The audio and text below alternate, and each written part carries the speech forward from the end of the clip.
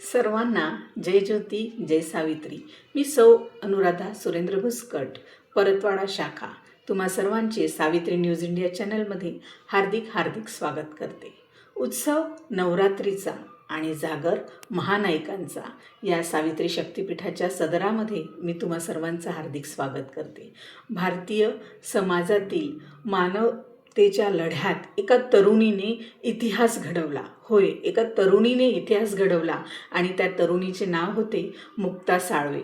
महात्मा फुले आणि सावित्रीबाई फुले यांनी जी मुलींसाठी पहिली शाळा काढली होती त्या शाळेतील त्या पहिल्या विद्यार्थिनी होय। आणि मुक्ता साळवे ह्या मातंग समाजातील शिक्षण घेणारी पहिली विद्यार्थिनी होय।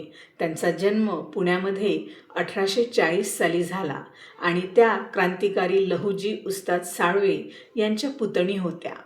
लिहायला वाचायला शिकता शिकता मुक्ताला त्यांचा आवाज गवसला आणि त्यातूनच त्यांचा पहिला निबंध जन्माला आला। मांग आणि महारांच्या दुःखाविषयी या त्यांच्या छोटेखानी निबंधामध्ये मुक्ता केवळ दुःख मांडून थांबत नाही, तर त्या या दुःखाची कारणेसुद्धा मांडतात।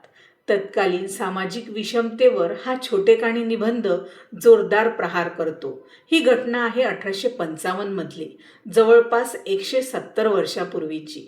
तेव्हाही या लेखनाची चांगलीच दखल घेतली गेली। आजही मुक्ता साळवेंचा हा जो निबंध आहे हा दलित स्त्री साहित्याचा पहिला हुंकार मानला जातो।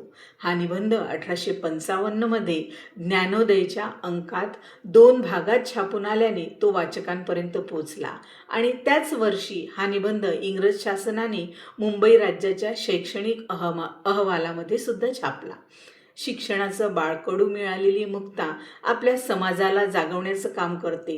अज्ञानरूपी आजार बरा करण्यासाठी शिका आणि वाईट समजुतींना धरून राहू नका, अन्याय वागणुकीला सहन करू नका असं म्हणून अवघे 3 वर्ष शिकलेली ही 14 वर्षाची पोर इतकं परखड आणि इतकं स्पष्ट कशी बोलती झाले याचं आश्चर्य वाटणारच आहे। पण याचं श्रेय जितकी हुशार आणि तल्लख असलेली मुक्ता हिला जातं, तितकंच तिला शिक्षण दिलेल्या शिक्षकांनाही जातं। तिला शिक्षण दिलं होतं सावित्रीबाई सरकारी महामंडळाचे प्रमुख आणि फुले यांच्या शैक्षणिक कार्याचे हितचिंतक मेजर कँडी यांच्या अध्यक्षतेखाली विश्राम वाड्यामध्ये महात्मा ज्योतिबा फुले यांचा सत्कार समारंभ आयोजित करण्यात आला होता। तिथे साधारण 3000 लोकांच्या उपस्थितीत मुक्ताने आपला निबंध वाचला आणि ते ऐकून मेजर कँडी प्रभावित झाले। त्यांनी तिचं कौतुक करून तिला चॉकलेट देऊ केले, पण मेजर कँडी यांना बाणीदारपणे उत्तर देऊन मुक्ता म्हणाली की सर, आम्हाला चॉकलेट नको, तर वाचनालयाची सोय करून द्या।